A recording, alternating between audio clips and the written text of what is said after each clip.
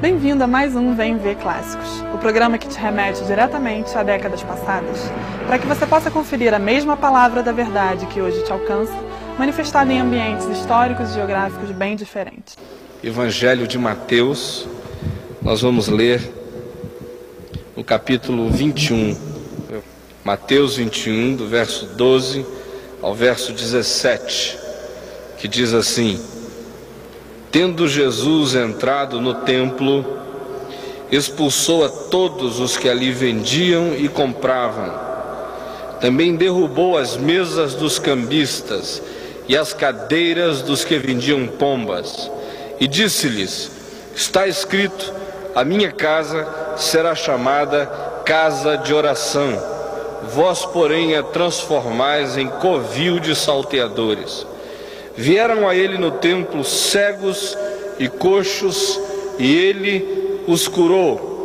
Mas vendo os principais sacerdotes e os escribas as maravilhas que Jesus fazia, e os meninos clamando hosana ao filho de Davi, indignaram-se e perguntaram-lhe: Ouves o que estes estão dizendo? Respondeu-lhes Jesus: Sim, nunca lestes? Da boca de pequeninos e crianças de peito tiraste o perfeito louvor. E deixando-os, saiu da cidade para Betânia, onde pernoitou. Vamos juntos buscar ao Senhor, amados irmãos. Senhor, nós invocamos o Teu nome nesta manhã gostosa. Nós pedimos agora que Tu, que iluminaste esta palavra, que inspiraste esta palavra, agora a apliques à mente e ao coração de cada um de nós. Nós vimos aqui para receber Tua palavra e para sermos alimentados por ela e para vivermos melhor por meio dela e para sermos curados por ela. Nós pedimos que seja assim em Teu nome, Senhor Jesus. Amém e amém. Pode se assentar. Meu querido irmão, minha querida irmã, eu fico olhando para este texto e pensando no que a palavra de Deus nos sugere, nos insinua, à medida em que esta porção do Evangelho é lida e é percebida por nós. Isso porque se diz claramente aqui que Jesus tinha ido visitar o templo. Ou seja, Jesus, que não frequentemente foi a Jerusalém, que gastou a maior parte dos seus dias de ministério público nas regiões do norte de Israel, na Galileia, no meio dos mais desfavorecidos, dos pobres, dos angustiados, dos aflitos, dos oprimidos, dos perdidos, dos sem horizonte, dos sem luz, dos sem rumo, vai agora ao templo em Jerusalém. E ele entra no templo, e a chegada dele no templo denuncia algumas realidades que são profundamente fortes e chocantes. E o que eu quero dizer a você é que sempre que a presença de Jesus, na sua realidade, na sua manifestação insofismável, incontestável, acontece, essas mesmas denúncias aparecem e essas mesmas realidades são afirmadas ainda hoje. Isso porque, meu irmão, minha irmã, todos nós sabemos que desde que Jesus foi assunto aos céus, a ideia de templo mudou radicalmente no conceito da Bíblia. Deus não chama mais de templo um lugar. Deus chama agora de templo corações humanos. Aonde Jesus habita é no coração. Deus não habita em templos construídos por mãos humanas, mas em corações que se abrem em fé para Ele, invocam o seu nome e são selados e batizados pelo Espírito Santo, que agora passa a habitar estas vidas. No entanto, sempre que o povo de Deus se encontra, se ajunta em fé, Este é um lugar que nós podemos chamar de um lugar do templo.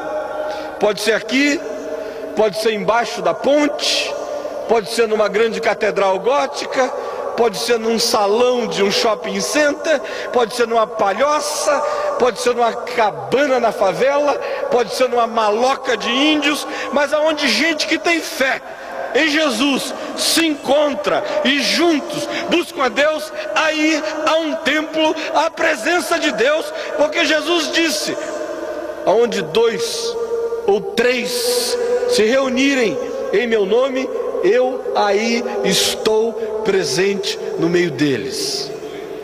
Nesse sentido, é que nesta manhã aqui, nós estamos num templo e nós somos um grande templo. A pergunta que se impõe neste momento é: se nós somos o templo, se nós estamos no templo, e se Jesus está no nosso meio, como eu creio que Ele está no nosso meio, como você crê que Ele está no nosso meio, então será que essa presença de Jesus aqui entre nós, de alguma forma, não traz algumas revelações fortíssimas para mim e para você? O que essa presença de Jesus aqui entre nós hoje revela? O que essa presença real de Jesus no meio do seu povo, nesta manhã, nos faz perceber e discernir? Como eu disse, eu creio que a presença de Jesus no templo em Jerusalém revelou uma série de coisas que continuam a ser as mesmas coisas que Ele revela sempre que um ajuntamento desse se manifesta, se dá e acontece. Senão vocês vejam, primeiramente, Jesus revela as falsas razões de alguns de nós num ajuntamento como este. Quando a gente vem a um lugar como este, a gente não vem só por boas razões, por razões justificáveis. Alguns de nós vêm por razões injustificáveis, vêm por falsas razões. Como a minha esposa disse há pouco, às vezes é possível que a gente esteja aqui por razões outras, que não sejam as mais legítimas, as mais genuínas, não sejam as motivações mais fundamentalmente boas para nos trazerem a esse lugar de culto, a esse ajuntamento de fé do povo de Deus. Aqui, lendo a palavra de Deus, Jesus inicialmente denuncia aqueles que fazem do ajuntamento do povo de Deus um bom negócio.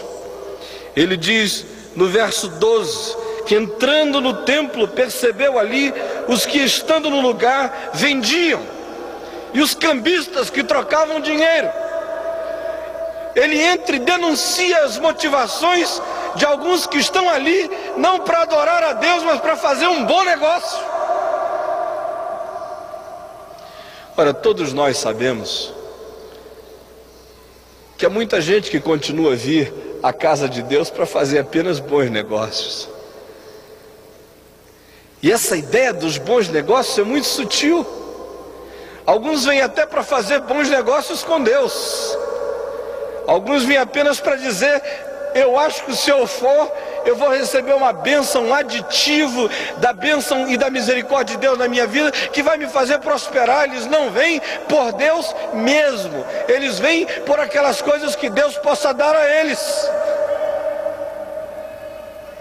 A gente olha em volta no país e também descobre em alguns lugares onde há cultos inteiros sendo gerados e pessoas que são ajuntadas, e às vezes as motivações para ajuntar essas pessoas não são as mais legítimas nem as mais genuínas, é apenas um bom negócio. Por que você está aqui nesta manhã? Será que as motivações mais genuínas, mais profundas do seu coração são aquelas que trouxeram você aqui, ou há algumas motivações espúrias por trás disso tudo? Jesus também denuncia e desmascara aquela manifestação de pessoas na presença dele que acontece simplesmente em função de um mecanicismo religioso. Diz a palavra de Deus ainda no verso 12 que havia não só os que estavam ali para fazer um bom negócio, mas havia ali os que estavam para se servir do bom negócio. Havia os que vendiam, mas também havia os que compravam. E o que eles compravam? Eles compravam culto. A lei de Deus determinara no Antigo Testamento que as pessoas deveriam ir à casa do Senhor levando alguma coisa.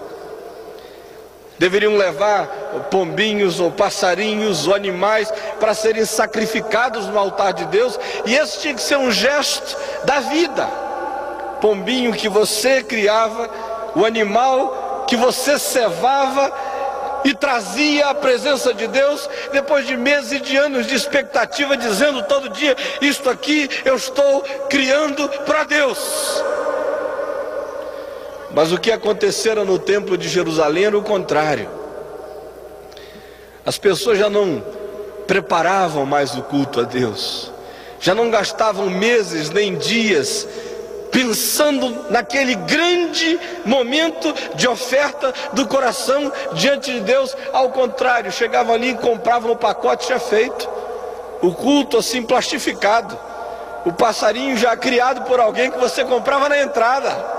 Se o maior era um culto um pouco mais abençoado, já uma ovelhinha preparada, penteada para você sacrificar. Você não pensava em nada, não colocava o coração em nada, não ofertava nada, não tinha passado dias de expectativa diante de Deus, vinha na sua distração, simplesmente entrava, quanto custa, pagava e agora oferecia a Deus. O pacote da bênção já estava preparado. Hoje em dia a gente não está comprando ovelhinha nem pombinho para entrar no templo, mas a gente corre o risco de comprar o pacote da bênção já preparado. Você diz lá, eu não preciso nem preparar meu coração para ir, eu já sei que eu vou ser abençoado.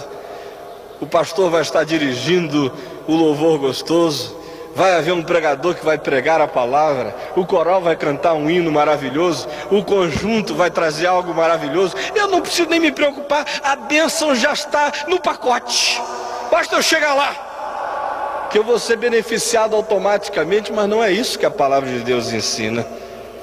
Como o pastor Paulo disse, há alguns que podem até vir aqui pregar num culto e ficarem igual estátuas geladas ali, sem participar de nada, pensando que apenas o pacote que eles vão trazer é o que vai abençoar você. Meu irmão, minha irmã, Deus não vende pacotes de culto. Deus não vende pacotes de culto. Ou você traz o seu sacrifício para Ele, ou não há nada que eu possa dar a você que faça você trazer alguma coisa agradável a Deus. Não há nada que você compre aqui que vai justificar seu culto diante de Deus. Ou você prepara e traz isso desde casa, desde o fundo do coração, ou você concentra toda a sua mente, toda a sua força, toda a sua emoção, toda a sua alma, todo o seu pensamento a Ele, ou não há culto possível que você venha prestar a Ele. E ainda Jesus desmascara a presença no ajuntamento do povo de Deus, que acontece só por razões teológicas e doutrinárias.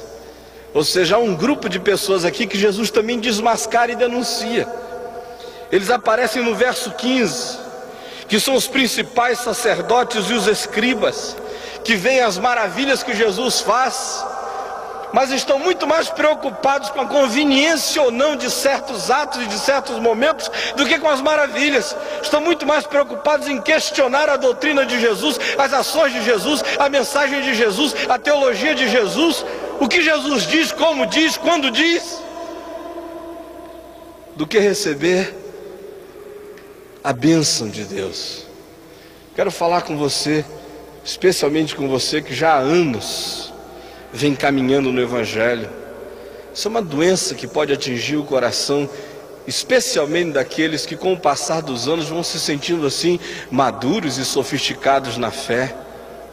Gente que começa a se tornar especialista em Deus, em doutrina, em mensagem, em pregação.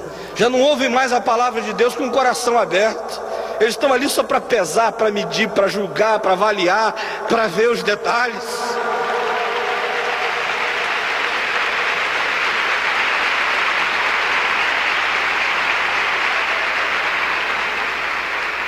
já não são capazes de ver as maravilhas que Jesus opera e simplesmente recebê-las com a alma desguarnecida e pronta para absorver a graça de Deus. Eles estão ali como técnicos, estão ali pensando e pesando cada movimento, cada gesto, cada detalhe. É por isso que Deus pode agir como agir no meio deles. Eles vão sempre para casa vazios e ocos, porque a falsa maturidade deles os impede de continuarem a receber os gestos e as ações da liberdade e da espontaneidade de Deus como sendo coisas que possam fazer bem à vida deles.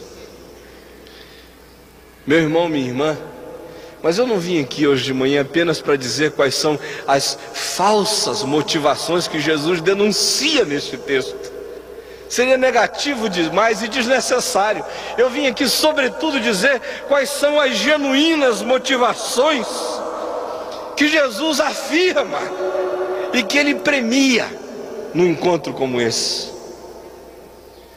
Se de um lado Ele tira a máscara dos que vêm aqui apenas para fazer um bom negócio com Deus, se de um lado Ele tira o disfarce daqueles que vêm aqui apenas para oferecer um culto mecânico, um pacote teológico que eles acham que já está preparado e que traz bênção inerente em si mesmo, se de um lado Ele denuncia aqueles que já não são mais capazes de ouvir a voz de Deus porque estão tão preocupados com os detalhes doutrinários que perdem a palavra de Deus, de um outro lado Ele diz quais são as boas razões para você estar aqui.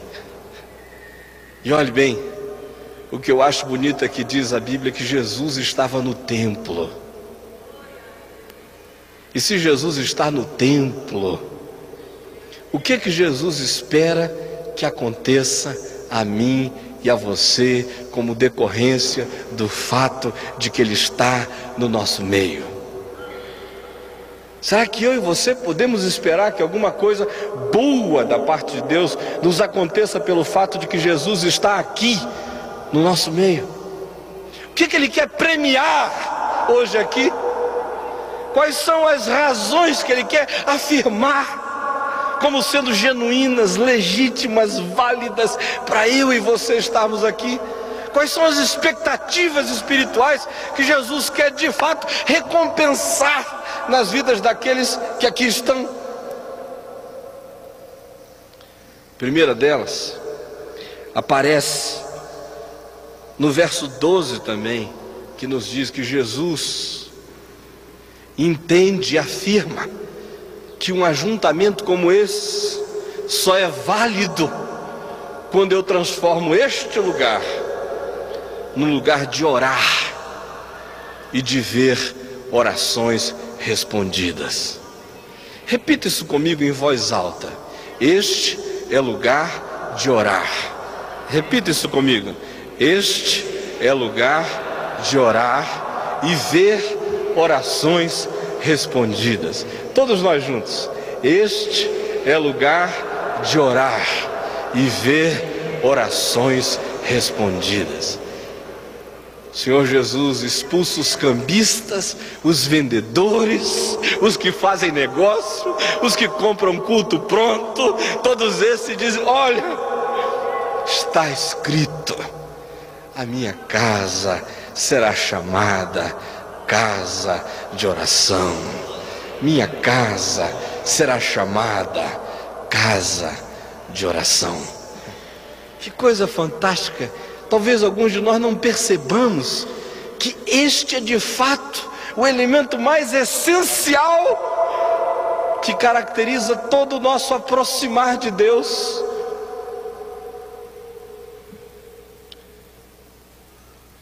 Se Jesus está aqui, se este lugar é lugar do ajuntamento de um povo que é povo de Deus, se esta é casa de Deus, como eu creio que é, então este lugar, meu irmão, este lugar, minha irmã, não é lugar do negócio, não é o lugar da mente distraída, não é o lugar do culto que não brotou do coração, não é o lugar do cristicismo nem das minúcias tolas de um doutrinarismo que não leva a nada. Este lugar é lugar de oração. E que coisa fantástica, você já pensou o que oração é? Esse falar com Deus. Não é falar com o pastor, nem é falar com o presidente da república, é falar com Deus, com aquele que levanta reis e derruba reis, com aquele que põe juízes em lugar de juízo e derruba juízes do lugar de juízo, aquele que desvia curso de rios, aquele que dá ordem às ondas do mar e diz: daqui você não passa, e as ondas dali não passam, aquele que conhece as regiões abissais da terra, aquele de quem ninguém foge, aquele que encontra você na jangada mais longínqua, no horizonte mais perdido, aquele cuja presença anjos e demônios tremem, aquele cuja palavra desencadeia dilúvios ou para tempestades, aquele cujo sopro da boca destrói o anticristo. Você está falando é com ele, é com ele que você está falando, porque está escrito: a casa de meu pai é casa de oração. E este com quem eu falo não é apenas o Todo-Poderoso do universo. Eu estou na casa de meu pai, é meu pai, e a casa de meu pai é casa de oração. Mas meu irmão, minha irmã, ouça isto: não há nada mais subversivo do que estar na casa do pai falando com ele. Você já imaginou? Seu marido está em casa, coração duro, fechado, não sabe que você está aqui fazendo uma conspiração, participando da maior de todas as subversões, tramando com Deus a respeito do dia em que o coração do seu marido vai ser demolido e vai cair e vai se render a Jesus. E o pobre coitado não sabe que você está armando essa santa arapuca na qual ele vai cair em nome de Jesus. Que coisa fantástica! Seu patrão despótico, durão, opressor, esmagador, impiedoso, gelado, frio, não sabe que nesta manhã aqui na casa de oração você está falando com o patrão dos patrões, que é também Senhor dos senhores, que é também Rei dos reis, a respeito desse patrãozinho gelado que está esmagando a sua vida. E você não está pedindo o mal desse patrão, você está só pedindo ao Rei dos reis que curve o coração desse patrão. Sabe por quê? Porque esta casa aqui é casa de oração, é lugar de falar com Deus e ver se falar com Deus se transformar em orações respondidas. Você veio orar hoje aqui? Você tem razões para orar hoje aqui? Você tem causas perdidas para jogar diante de Deus hoje aqui? Você tem ansiedades acumuladas para despejar na presença de Deus hoje aqui? Você tem sonhos frustrados para depositar na presença de Deus hoje aqui? Você tem gratidão acumulada para vazar diante dele hoje aqui? Casa de meu pai será chamada casa de oração. E eu gosto da versão de Marcos e de Lucas que diz: casa de oração para todos os povos, para gente de qualquer tipo, para o pobre e para o rico, para o que sabe, para o que não sabe, para o inteligente, para o quase estúpido, para o que pensa com profundidade, para o que pensa com perspectivas rasas, para qualquer um, de qualquer cor, de qualquer etnia, de qualquer procedência. Se vier ao Pai, vai encontrar audiência, vai falar com Ele e vai ser respondido por Ele em nome de Jesus. Você crê nisso? Se você crê nisso, diga um amém gostoso, em nome de Jesus. Amém? Mas em segundo lugar, Jesus disse que quando Ele está no meio do povo de Deus, esse encontro do povo de Deus se torna o lugar da dor ser mostrada e da cura ser obtida. Repita isso comigo: o lugar da dor ser mostrada e da cura ser obtida. Em voz bem alta, todos nós. É o lugar da dor ser mostrada e da cura ser obtida. É o lugar onde você chega e diz: Jesus, está doendo, está doendo, dói meu coração, ou dói minha alma, dói minhas emoções, dói minha consciência, dói no meu caráter porque eu fraquejei mais uma vez, dói no meu comportamento porque eu fiz o que eu não queria fazer, dói no meu bolso porque eu perdi o que eu não tinha, dói.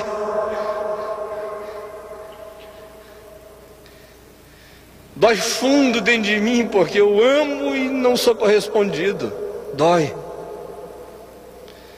Dói porque eu tenho investido vida em filhos que não têm respondido da mesma maneira. Dói. Dói na minha pele, dói na minha carne, dói nos meus ossos.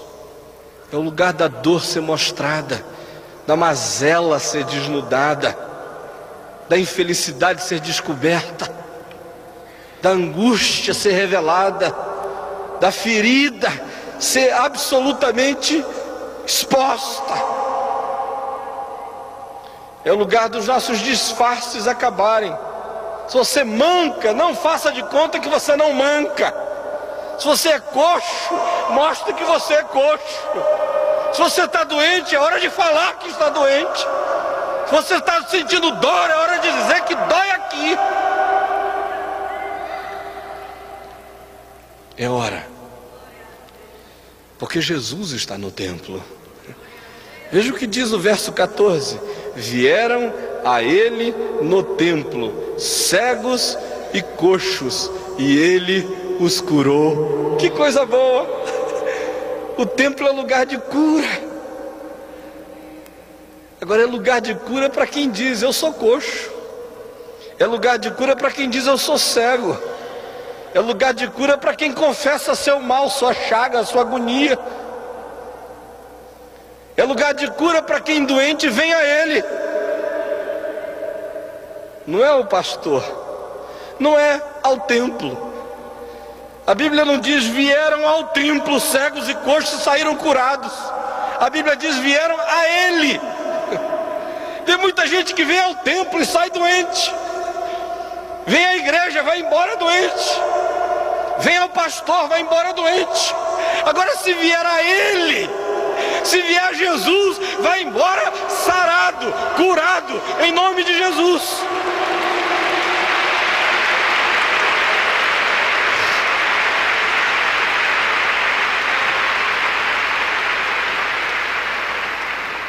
O templo estava lá. Quantas vezes aqueles cegos e coxos tinham ido ao templo e ido embora para casa, coxeando ou tateando? Faz a diferença, meu irmão, minha irmã, não é o templo. Ele é que faz a diferença. Se você vier a Ele no templo, eu digo em nome de Jesus, alguma coisa boa vai acontecer para você. Em nome de Jesus, amém? Ele não manda ninguém de mãos vazias embora. Ninguém se aproxima dele com o coração em fé, carente, necessitado, e vai embora do mesmo jeito.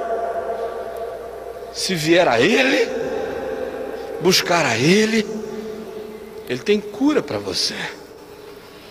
Ele tem bálsamo para a sua ferida. Ele tem tratamento para o seu mal.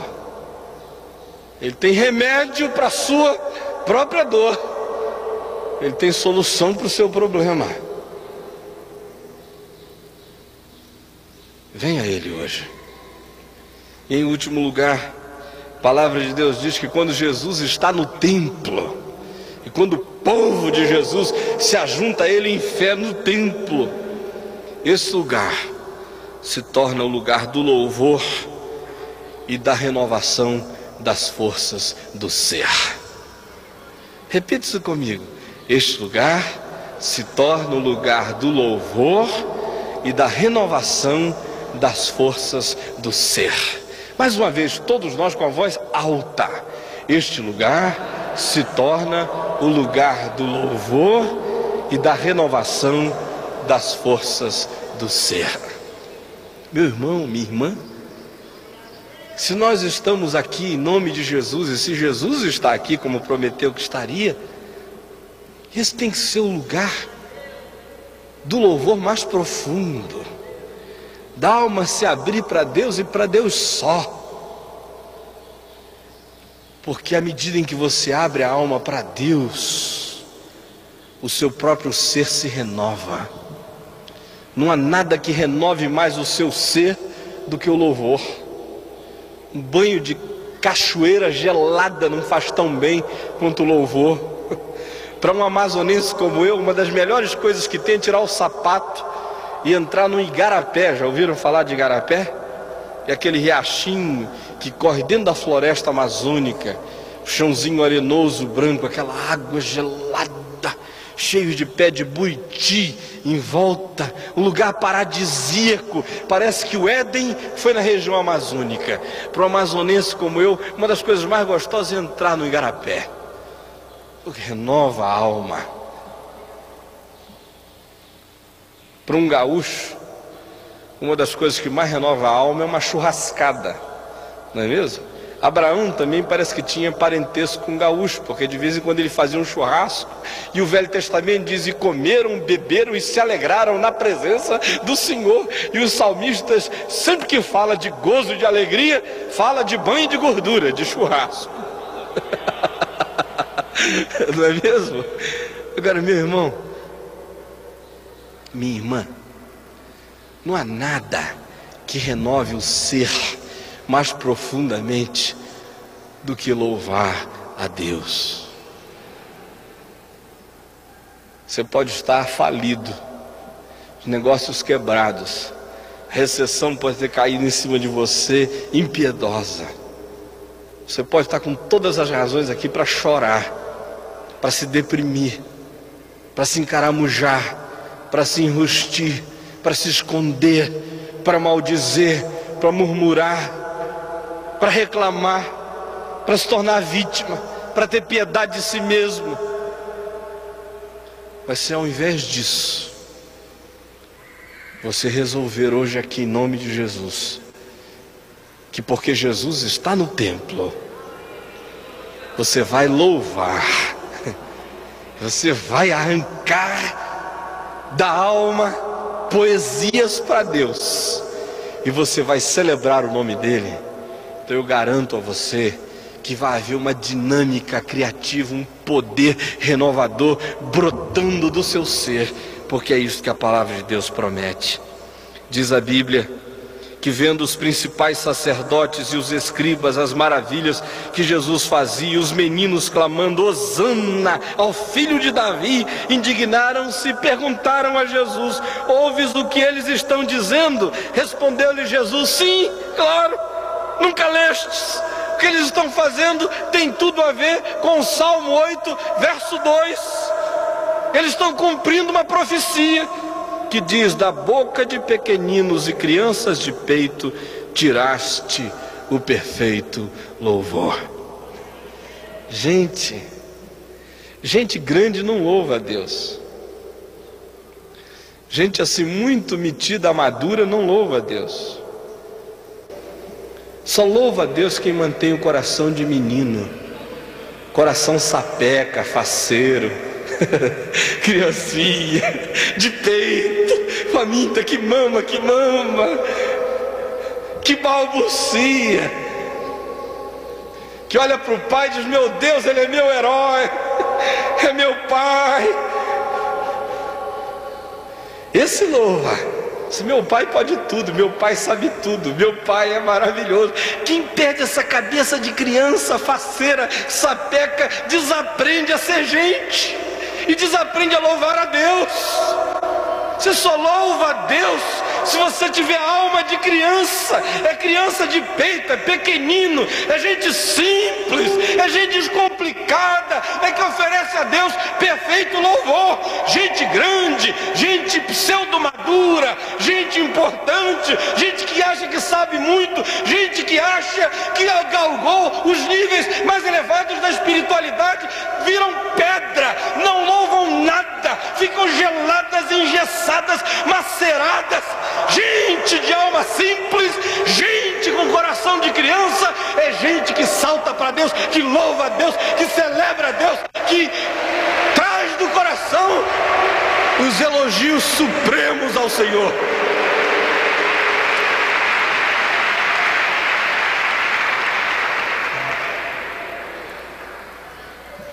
Então, se Jesus está aqui, se você quer louvar a Ele,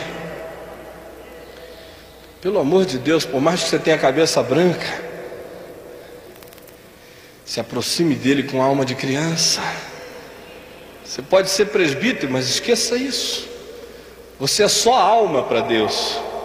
Deus não vê alma de pastor, alma de presbítero, alma de velho, alma de diácono, alma de obreiro. Deus vê seres criados por Ele, que tem que louvá-lo e adorá-lo. Vê filhos. Você olha para mim e diz: lá está o pastor Caio. Deus olha para mim e diz: ali está o Caio que eu criei, por quem meu filho Jesus morreu na cruz do Calvário. Só o Caio. E o Caio não é pastor de Deus, o Caio é criatura lavada, comprada no sangue de Jesus. O Caio não tem privilégios especiais diante de Deus porque prega o Evangelho. O Caio tem que oferecer culto a Deus todo dia, com alma de menino. Senão ele não louva a Deus, vira seco e pedrado, vira máquina de pregar, sem unção diante de Deus.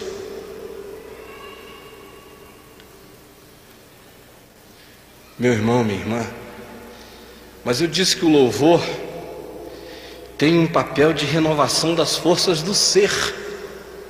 E é isso que Jesus disse. Não, você observe que quando ele cita o Salmo 8, verso 2, como estando se cumprindo ali na boca daquelas criancinhas que estavam dizendo que ele era o filho de Davi, o Messias, o esperado, ele estava de fato citando uma porção da Bíblia, fazendo algumas mudanças muito interessante. Senão você veja o Salmo 8, verso 2, o que diz: da boca de pequeninos e crianças de peito suscitaste o quê? Força. A minha versão diz: suscitaste força. Para quê? Por causa dos teus adversários, para fazeres emudecer o inimigo e o vingador. Acho isso tão interessante. Aqui em Mateus ele diz: da boca de pequenino e crianças de peito tiraste perfeito louvor. E no Salmo ele diz: suscitaste força. Por que será que Jesus faz essa arbitrariedade de substituir uma frase inteira? Uma diz é força, ele diz é louvor. Sabe por quê? Porque no vocabulário de Deus, no dicionário de Jesus, força e louvor são palavras sinônimas. Sinônimas. A alegria do Senhor é o quê? É o quê? A nossa força. A alegria do Senhor é a nossa força. Quem louva tem força. Quem tem força é porque louva. O ser humano que amanhece o dia reclamando, amargurado, chateado, desgraçado, infeliz, negativo, esse é um derrotado, a priori, uma vida já miserável, que não vai a lugar nenhum. Amanhece o dia, põe o pé assim para o lado da fora da porta, ou da cama, pode pôr o direito, pode pôr o esquerdo, pode pôr o que você quiser, põe o pé para fora. Comece o dia assim, cheio de louvor para Jesus. Comece a pensar positivo, pensar com grandeza, pensar com construtividade, pensar com gratidão, pensar com entusiasmo, pensar com louvor, pensar coisas boas, pensar coisas justas, pensar que vai ser melhor, pensar que vai ser para a glória de Deus, pensar que vai ser ótimo. Começa o dia assim, você vai ver a força que vai brotar. As cataratas do Iguaçu vão rolar na sua vida, vai haver um poder enorme jorrando de dentro de você para emudecer os adversários, para calar a boca dos inimigos. Gente, há um ditado por aí que diz que quem canta os seus males espanta. Mas eu conheço um monte de cantor apavorado,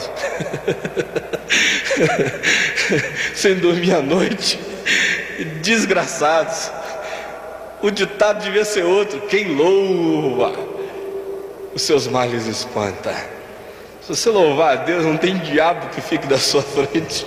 Louva a Deus, louva a Deus, louve a Deus, louve a Deus. Você vai ver como o ser vai se renovar.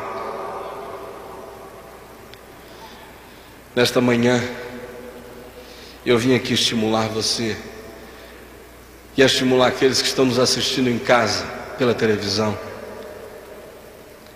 a fazerem deste lugar, seja o deste templo, seja o da sua casa, ou do hospital onde você estiver, lugar de oração. Se Jesus estiver aí, este é o templo dos templos. Se Jesus está aí, este é o lugar da cura. Se Jesus está aí, este é o lugar do louvor. Que tal a gente fazer deste momento um momento de oração, um momento de cura, um momento de louvor, em nome de Jesus, amém? Vamos ficar em pé, vamos orar juntos, em nome do Senhor Jesus.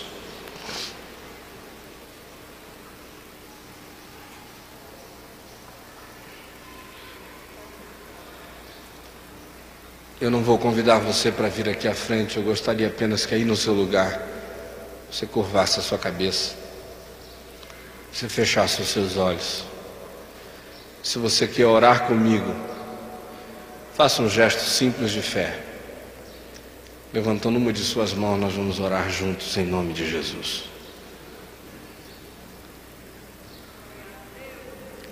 Senhor Jesus, Tu estás aqui entre nós. Tu disseste que aonde 2 ou 3 se reunissem em Teu nome, Tu estarias ali no meio deles. E Tu estás aqui no nosso meio, tanto quanto Tu estás nas famílias daqueles que nos veem e ouvem agora pela televisão. Tu estás no hospital, Tu estás na reunião de oração dos presidiários no presídio, de gente que se arrependeu e está invocando o Teu nome.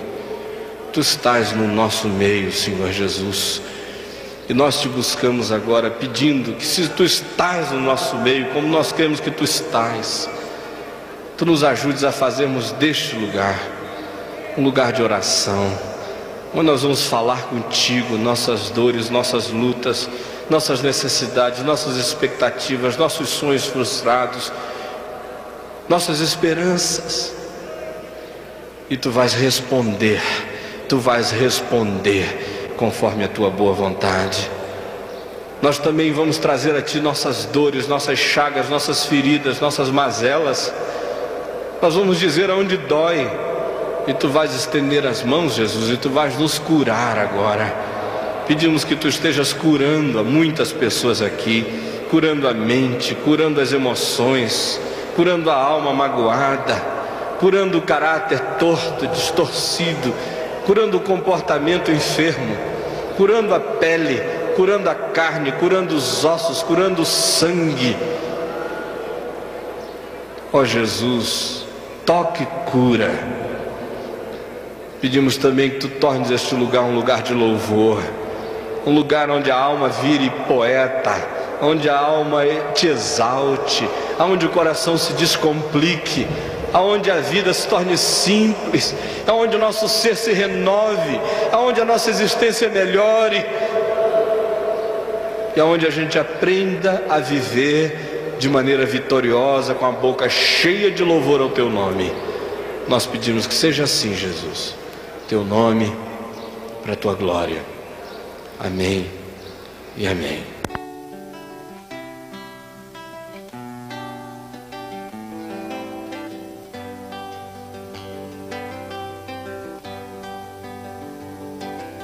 O Senhor é o meu pastor, e nada, nada, nada me faltará. Deitar-me faz em verdes pastos e guia-me pra junto das águas tranquilas.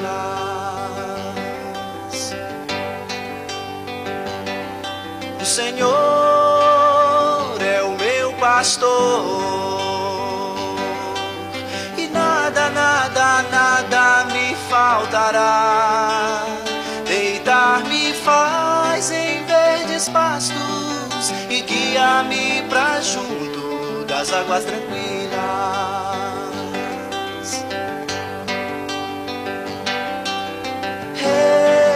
Refrigera minha alma e guia-me pelas veredas da justiça, por amor do seu nome, por amor do seu nome.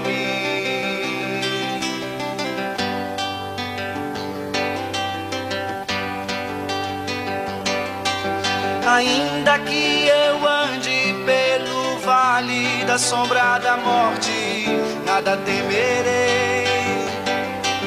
Ainda que eu ande pelo vale da sombra da morte, nada temerei. O Senhor é o meu pastor, o Senhor pastor, o Senhor